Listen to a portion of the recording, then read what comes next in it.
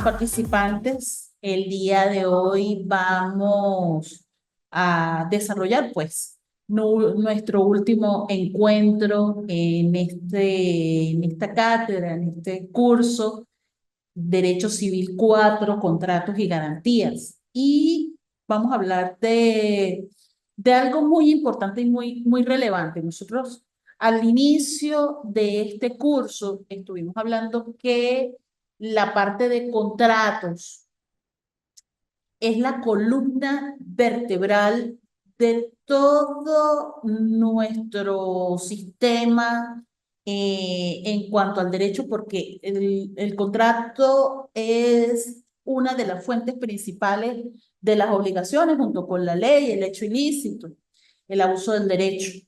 Entonces, es necesario que nosotros los abogados sepamos manejar esta herramienta de la ley para nosotros responder a muchas de las necesidades de nuestros clientes. Y a lo largo, pues, de todo el desarrollo de su carrera, ustedes se han encontrado con distintas figuras y se van a seguir encontrando con distintas figuras contractuales, el contrato de trabajo, el contrato de arrendamiento, el contrato de compraventa, etcétera, etcétera, de los que ya hemos hablado, hemos tocado algunos de ellos por acá en este curso, pero respecto de los cuales el día de hoy vamos a ver cuáles son los principios que rigen los contratos, pero que también podemos, como abogados, como profesionales del derecho, plasmar dentro de las cláusulas contractuales. Y a mí esta parte me parece muy importante y me gusta mucho tratarlo, porque precisamente es cuestión de nuestro día a día, de nuestro quehacer diario como abogados. Los abogados no somos meros copiadores de modelos, porque de nada vale acá que nosotros les demos a ustedes algunas herramientas o todas unas herramientas teóricas, si al salir a su ejercicio profesional ustedes simplemente van a copiar y pegar contratos.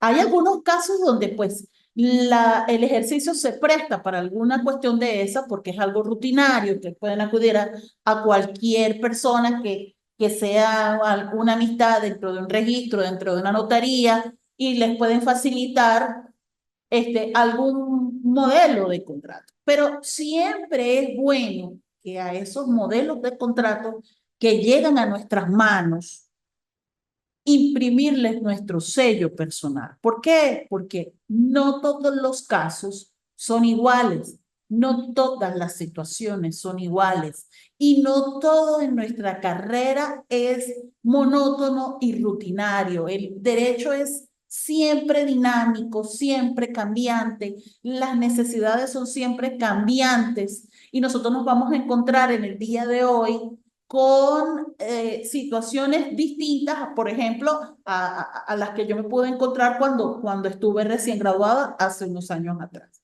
Entonces nosotros debemos adaptarnos a esos cambios. Pero parte de la adaptación a esos cambios es precisamente el hecho que nosotros podamos manejar todo lo que son esos principios que van a formar parte de las cláusulas que tenemos en los contratos. Uno de esos principios, y yo considero que es de los principios más importantes en materia de derecho civil, sobre todo, es el principio de la autonomía de la voluntad de las partes. Ese principio, dependiendo del país donde nos encontremos, del lugar donde nos encontremos, de la realidad donde nos encontremos, del tipo de situación especial donde nos encontremos, va a ser más o menos amplio, ¿ok? Fíjense ustedes la coletilla que yo les coloqué acá en esta diapositiva. Salvo pacto en contrario de las partes. Nosotros en muchas normas nos vamos a encontrar con esta coletilla está contemplada en muchas leyes, salvo el pacto en contrario de las partes.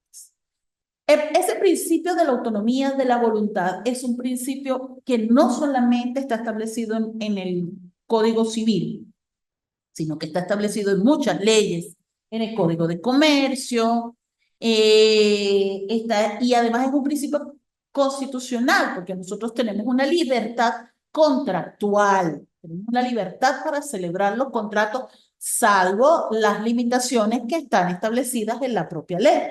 Vamos a leer este artículo 1159. Los contratos tienen fuerza de ley entre las partes. No pueden revocarse, sino por mutuo consentimiento o por las causas autorizadas por la ley.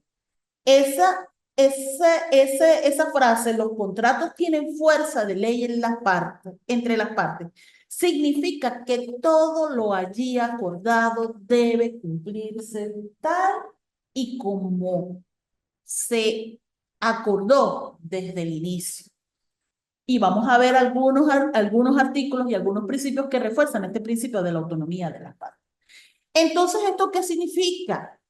Que dependiendo del tipo de contrato que vayamos a elaborar en nuestro ejercicio profesional, podemos incluir cláusulas que desarrollan este principio de la autonomía. Las partes son autónomas para decidir las normas, las reglas, las cláusulas, los artículos, como usted lo quieran llamar, que van a regular su relación contractual.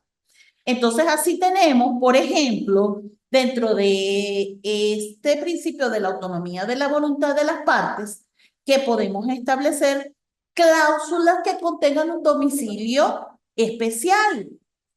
Es decir, las normas con respecto al domicilio de las personas jurídicas, de las personas mayores de edad, pueden relajarse de tal manera que no necesariamente en los contratos nosotros tengamos incluido nuestro domicilio legal, sino que podemos acogernos a un domicilio especial y en muchos contratos ustedes lo van a encontrar. Las partes acuerdan someterse al domicilio especial en la ciudad de Caracas o en la ciudad de San Cristóbal o en la ciudad de Maracaibo, a cuyos tribunales declaran acogerse. ¿Por qué? ¿Para qué nos sirve eso? Precisamente para, si hay lugar, alguna discusión, alguna desaveniencia que deba ser dilucidada por una autoridad judicial, entonces a las autoridades de jurisdicción de ese domicilio especial es a quienes le compete el conocimiento de ese caso. También podemos establecer normas o cláusulas o artículos dentro de ese contrato que establezcan indemnizaciones por daños y perjuicios. La indemnización por daños y perjuicios, precisamente la fuente principal de esa indemnización de daños y perjuicios, ustedes lo vieron en derecho de obligaciones, es el contrato. Puede provenir de una cláusula contractual que establezca un monto fijo y que ese monto fijo se puede demandar ejecutar su cumplimiento a través de un tribunal.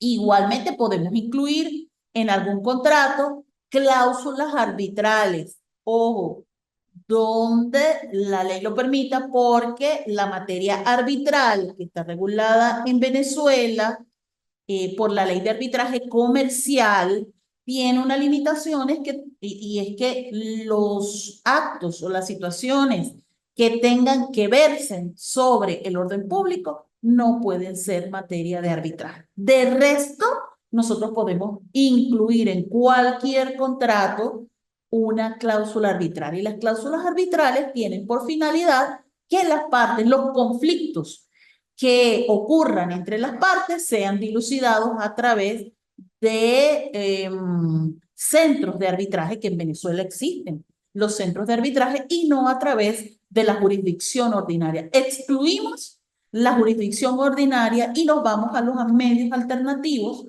como los centros de arbitraje que también forman parte de nuestro sistema de justicia, como lo establece la Constitución Nacional.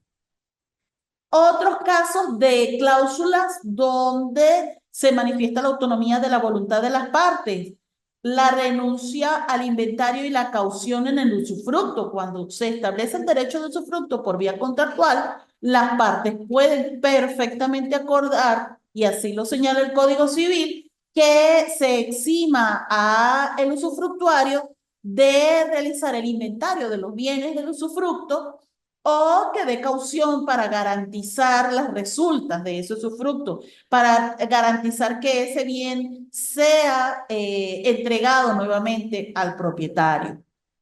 Igualmente, dentro de ese principio, o con base en ese principio de la autonomía de la voluntad de las partes, se puede establecer, como de hecho lo vemos en muchos contratos, las cláusulas penales. Vamos a leer el artículo 1257.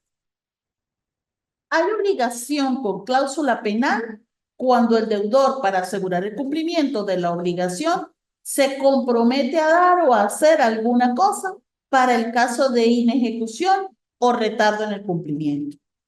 La cláusula penal, dice el artículo 1258, es la compensación de los daños y perjuicios causados por la inejecución de la obligación principal. El acreedor no puede reclamar a un mismo tiempo la cosa principal y la pena, si no la hubiera estipulado por el simple retardo. Por ejemplo, en los contratos de promesa bilateral de compra-venta, de los cuales nos estuvimos refiriendo en encuentros anteriores, se puede perfectamente establecer una cláusula penal para el caso que el promitente comprador o el promitente vendedor no cumpla con su obligación de vender o con su obligación de comprar en cada caso que esto ocurra. Entonces se puede establecer, como en esos contratos se da unas arras, esas arras constituyen la cláusula penal para el caso de inejecución del contrato por alguna de las partes.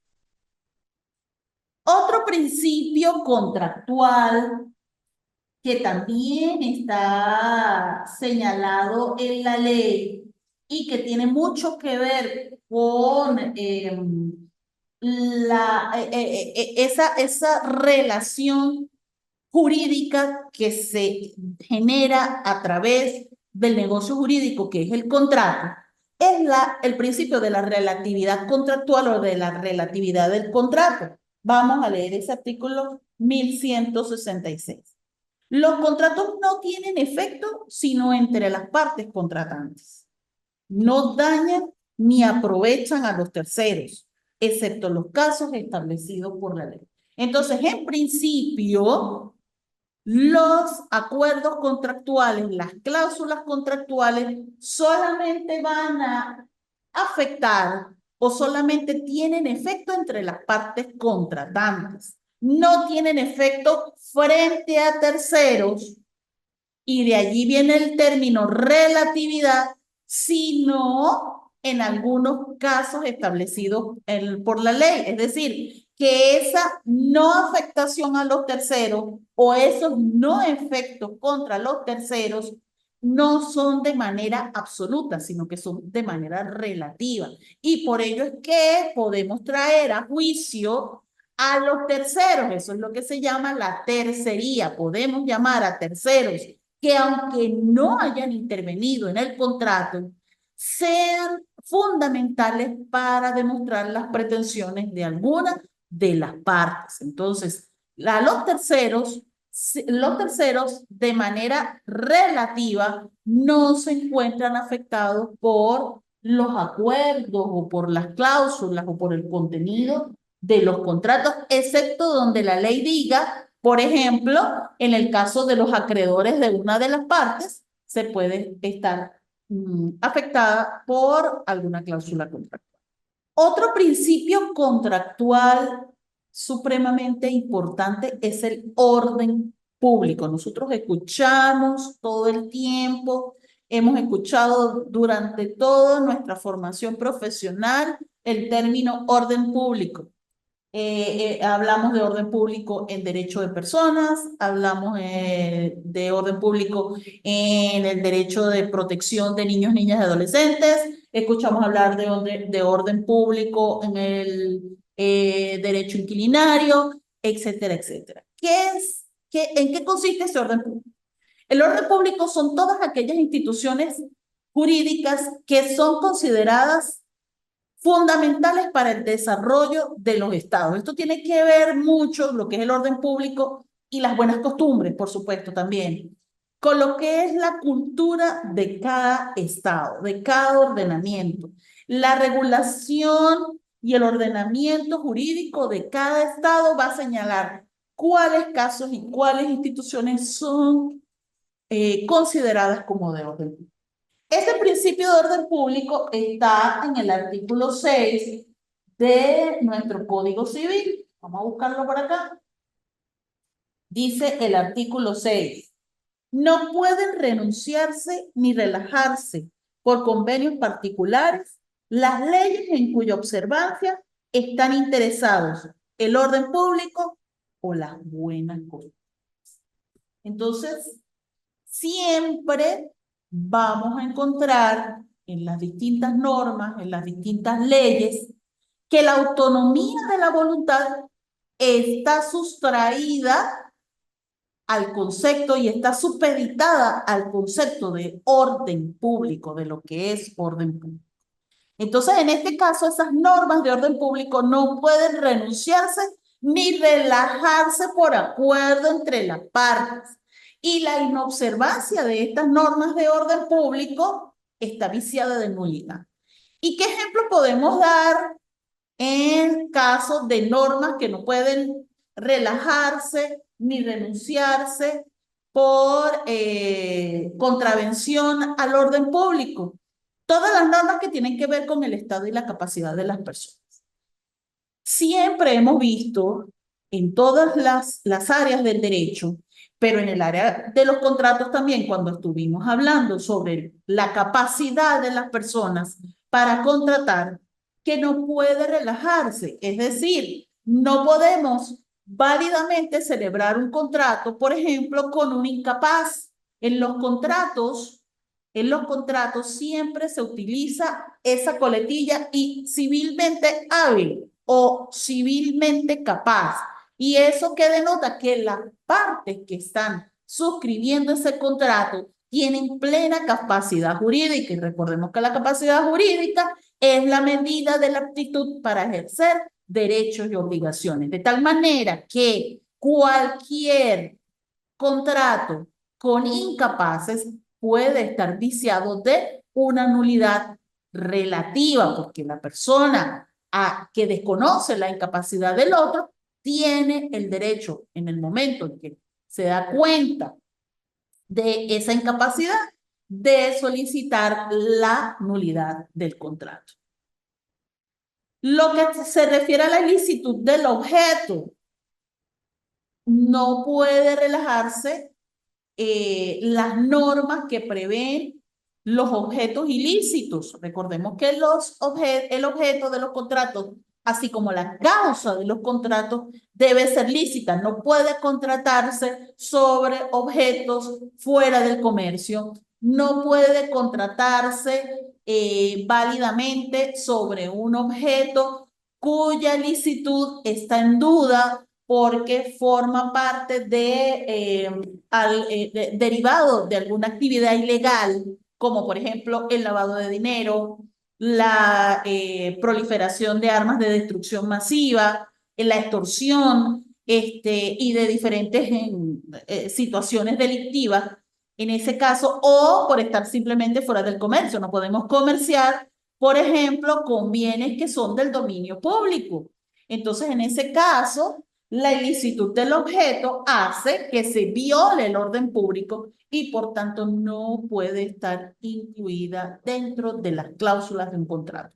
No podemos tampoco, por ejemplo, en un contrato de trabajo, relajar todas las normas de protección a los trabajadores, porque la misma ley orgánica del trabajo, los trabajadores y las trabajadoras nos indican que son irrenunciables.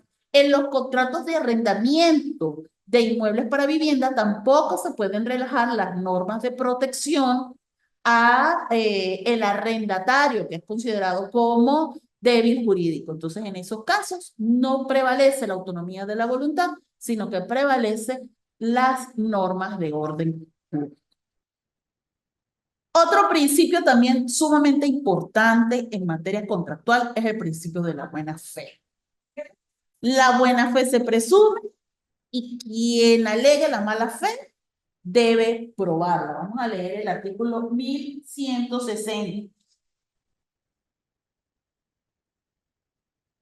Los contratos deben ejecutarse de buena fe y no obligan no solamente a cumplir lo expresado en ellos, sino a todas las consecuencias que se derivan de los mismos, según la equidad o el uso o la ley. Entonces, fíjense, este principio de la buena fe obliga no solo a lo expresado en el contrato, sino que también obliga a realizar aquellas conductas que sean necesarias para la ejecución del mismo, según la equidad, según el uso o según la ley. Es decir, según la equidad cuando es el juez el que tiene que hacer la interpretación de los contratos porque las partes están en igualdad de condiciones. Teóricamente, a menos que existan normas de protección especial, como en el caso que acabamos de hablar de los trabajadores o en los casos de los arrendatarios o arrendatarias, las partes están en equilibrio, en igualdad de condiciones y corresponde al juez dilucidar o interpretar esos contratos tomando en cuenta el principio de la equidad. Los usos, como dice el Código Civil, es decir, lo que se estila en cada situación particular o lo que está señalado en la ley. Entonces, ese principio de buena fe es eso. Genera precisamente el cumplimiento de manera honesta, de manera sincera, de manera oportuna, de manera de que la ley se cumpla tal y el contrato se cumpla tal y como ha estado establecido, como ha sido establecido por las partes. Entonces, esa buena fe puede ser de dos tipos. Tenemos una buena fe objetiva que se refiere a la conducta de las partes. La lealtad, la probidad, la colaboración de las partes. Las partes no pueden entrar a contratar bajo una premisa de engañar al otro o una premisa de defraudar al otro porque estaría violando el principio de la buena fe. Y en algunos contratos, la buena fe debe ser tanto al inicio del contrato como coetánea con la ejecución del contrato, como al momento de la finalización del contrato. Y es de tal naturaleza que puede conllevar incluso la nulidad del contrato porque puede afectar la causa del contrato. La buena fe está referida a la causa del contrato. Además tenemos la buena fe subjetiva, que es la creencia o confianza de la otra parte en que lo que declaró la otra es cierto. ¿Ok? Cuando yo hago una declaración en un contrato, declaro que el dinero o los efectos con los cuales estoy pagando el precio de este bien se corresponden a actividades lícitas, la otra parte, e igualmente el Estado, porque yo estoy haciendo una declaración bajo fe de juramento, también considera que esta parte está siendo honesta y está siendo sincera. En los contratos de seguro, por ejemplo, las declaraciones que hace el tomador pueden influir incluso en la posibilidad de que el asegurador incluso quede relevado de sus obligaciones de indemnizar cuando denota que hay mala fe por parte de ese tomador, de tal manera que ese contrato está viciado de nulidad. Esto además tiene mucho que ver con lo que se llama la teoría del riesgo. En los contratos bilaterales existe intrínsecamente un riesgo que deben asumir las partes Y es ese riesgo de que la otra incumpla con sus obligaciones. Es un riesgo intrínseco a los contratos, es un riesgo que a lo mejor a veces los clientes le dicen a uno como abogado, doctor, yo quiero este contrato, que usted me blinde este contrato, que esté blindado. Y uno le debe contestar, hay situaciones que yo puedo controlar dentro del contrato, pero hay circunstancias que no puedo controlar. Nosotros no podemos saber, no podemos identificar la intención. Hay situaciones o circunstancias sospechosas, pero la intención de las partes no se puede verificar sino hasta que los contratos están siendo ejecutados. Entonces, esta parte de la teoría del riesgo tiene mucho que ver con el principio de buena fe y se evidencia más que todo en los contratos bilaterales.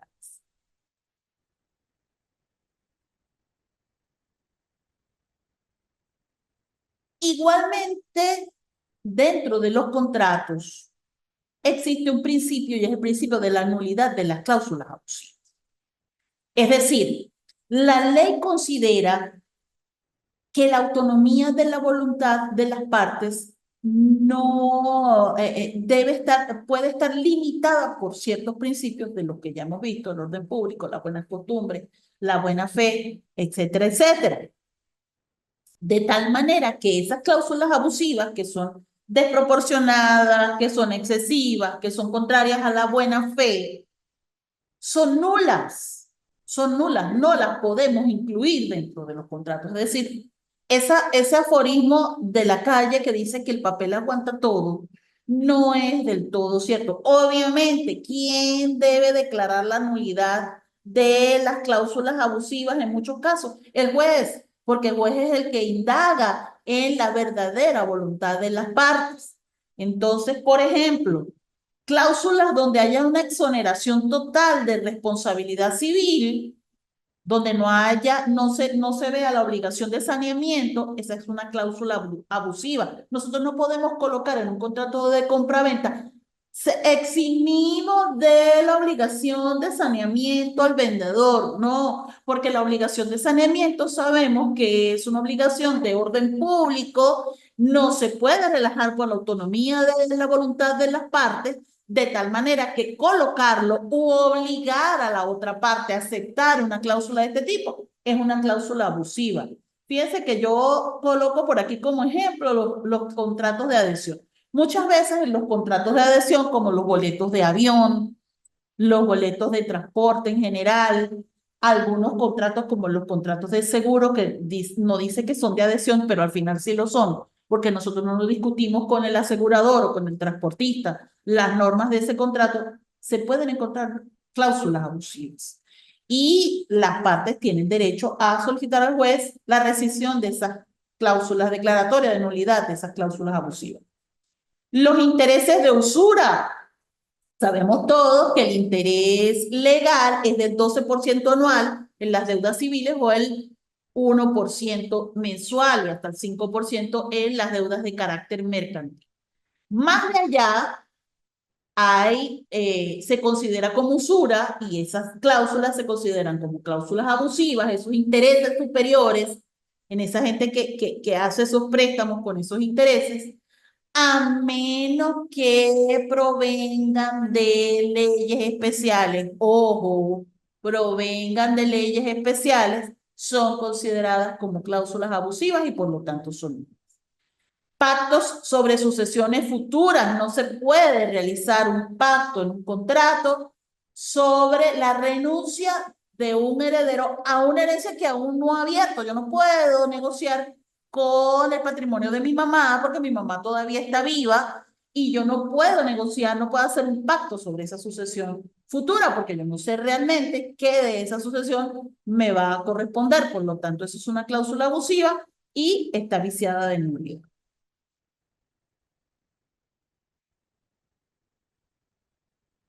¿Cuáles son las acciones que pueden ejercer los contratantes ante cualquier violación a estos principios de los que nosotros hemos hablado y que deben estar presentes en todos los contratos? La primera de esas acciones que puede ejercer, y es una acción, vamos a llamarla extrajudicial, Es la excepción de contrato no cumplido o excepción nova diplentis contractus. Ese nombre lo van a estar viendo por ahí en muchas partes y está establecida en el artículo 1168 de una manera muy sencilla en el Código Civil. En los contratos bilaterales, cada contratante puede negarse a ejecutar su obligación si el otro no ejecuta la suya, a menos que se hayan fijado fechas diferentes para la ejecución de las dos obligaciones. Entonces, esta acción es una acción de autotutela de las partes. Las partes mismas, si una de las partes no cumple con su obligación, no ejecuta su obligación, la otra tampoco está obligada. Tiene dos funciones. Tiene una función de garantía, porque garantiza que las partes van a cumplir realmente con las obligaciones, y como una medida de presión para inducir al cumplimiento. ¿Cuándo procede? Bueno, tiene que haber obligaciones recíprocas que nazcan de un contrato bilateral.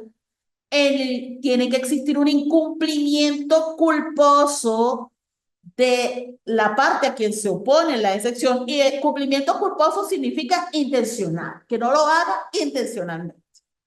Las obligaciones deben ser de cumplimiento simultáneo, es decir, pago y me entrega el bien. No puede ejercerse, salvo algunos casos de algunos contratos especiales, como el contrato de seguro, no puede ejercerse cuando son de fechas distintas las obligaciones. Y la invocación de la excepción no debe ser contraria a la buena fe. Es decir, yo no puedo contratar y de inmediato violentar el principio de la buena fe, porque yo, bajo la teoría de el riesgo, yo asumo el riesgo de que la otra parte no me cumpla, pero de buena fe lo puede hacer. En ese caso no puedo invocar la excepción maliciosamente, simplemente porque no, para no cumplirle a la otra parte, como una excusa para no cumplir.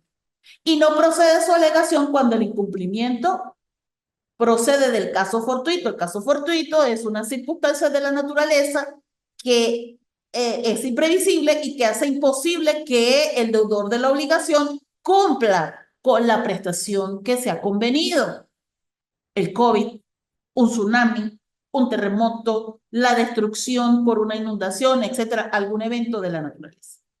¿Cuáles son los efectos de esta acción? La suspensión de los efectos del contrato. No extingue el contrato porque no estamos ante un juez, sino que es parte de la autotutela de las partes, salvo que se trate de contratos de tracto sucesivo, como por ejemplo un contrato de suministro. Allí sí la suspensión puede implicar la extinción del contrato.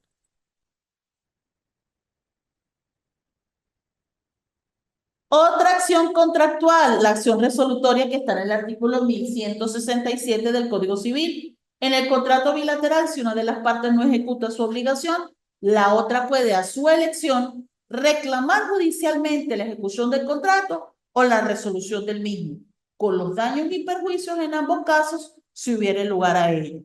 Y esto, aparte de los daños y perjuicios, si hubiere lugar a ello, ustedes lo vieron por allá en obligaciones, que para que se puedan demandar los daños y perjuicios provenientes de un contrato deben estar señalados en el contrato, la responsabilidad por daños y perjuicios. Entonces, esta acción resolutoria es la facultad que tienen las partes en el contrato bilateral de pedir a su voluntad la terminación del contrato o la ejecución del mismo. Tenemos las dos: que se ejecute el contrato y que el contrato termine, porque la otra parte simplemente incurrió en un incumplimiento. ¿Cuándo procede? Cuando hay un incumplimiento culposo de la obligación.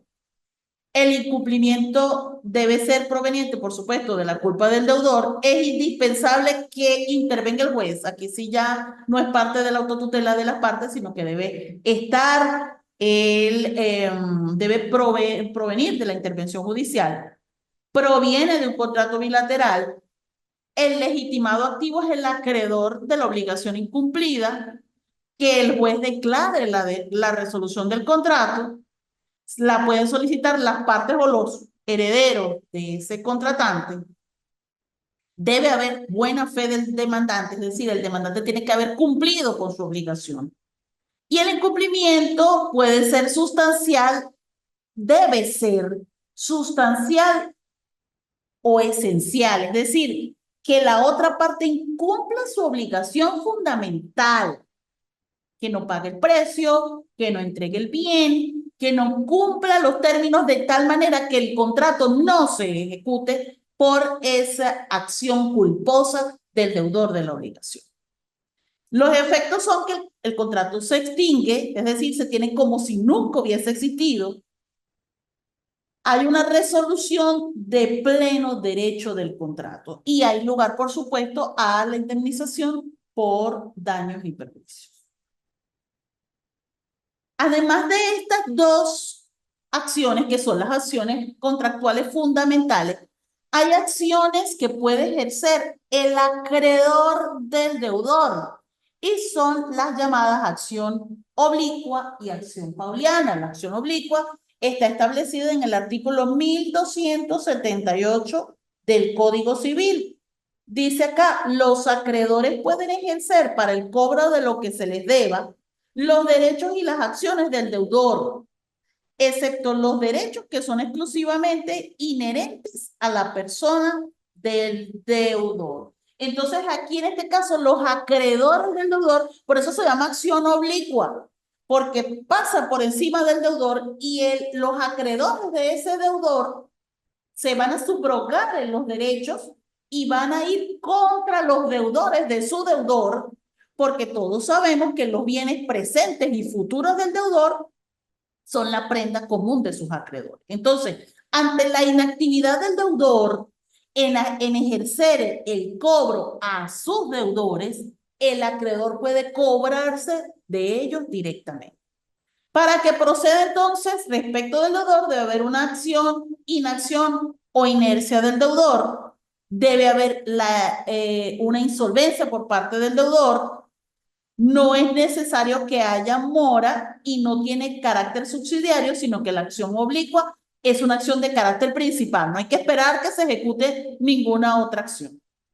Respecto del acreedor, debe ser un acreedor quirografario o privilegiado, no un acreedor real, no un acreedor que tiene un derecho real, sino un acreedor que es simplemente un acreedor de una deuda personal que no está garantizada como un derecho real, recordemos las garantías reales, sino como una garantía personal, como por ejemplo la fianza, cuya garantía sea insuficiente, pues si es privilegiado e hipotecario, no va a haber lugar entonces a la procedencia de esta acción.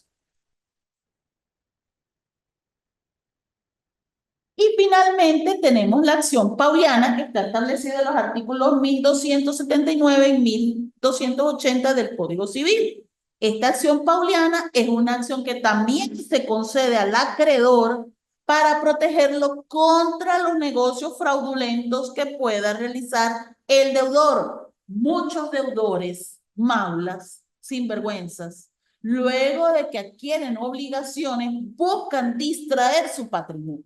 Entonces, esta acción pauliana tiene por objeto retrotraer al patrimonio todos aquellos bienes que hayan salido del patrimonio del deudor por actos fraudulentos. Cuando procede, procede contra actos de enajenación y contra actos de renuncia.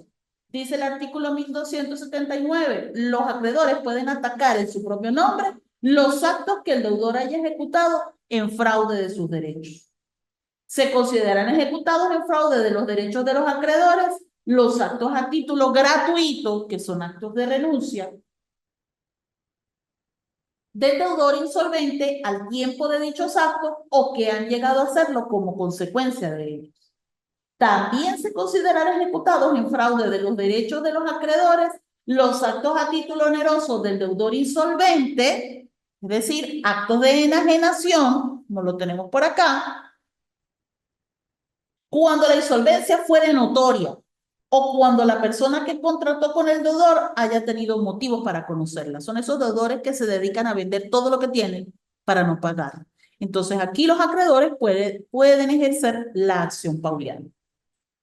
Igualmente, en el último parte del artículo 1279 está el plazo para el ejercicio de esa acción pauliana.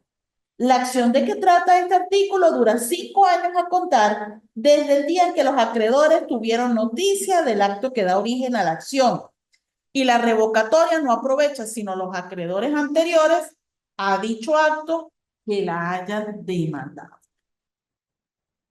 Entonces, ya ustedes tienen un material mm, en el módulo 4 con respecto a la actividad que van a realizar. Tengo que subírsela esta semana, Dios mediante. Esa actividad tiene que ver precisamente con estas acciones contractuales. Y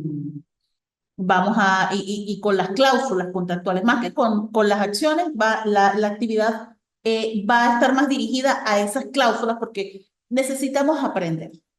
Parte de ese conocimiento significativo que yo les puedo dejar es compartir lo que he aprendido a través de estos años de ejercicio y que a ustedes les va a servir luego para su ejercicio profesional. Entonces vamos a tratar un poco con esas cláusulas contractuales. De eso va a tratar esta actividad número 4, Dios mediante, esta semana. Se las voy a estar subiendo. Por ahora, pues ustedes están con su actividad número 3. Quiero recordarles que pueden contactarse conmigo ante cualquier duda sobre lo que acabamos de ver, todavía sobre la actividad número 3, a través de la mensajería de la plataforma. En la medida de lo posible, pues nos vamos a contactar y yo voy a resolver sus dudas y pues les deseo todo el éxito en su carrera y en su ejercicio profesional y les doy pues las gracias por estar presentes en este encuentro tecnoformativo. Gracias a todos, estimados participantes.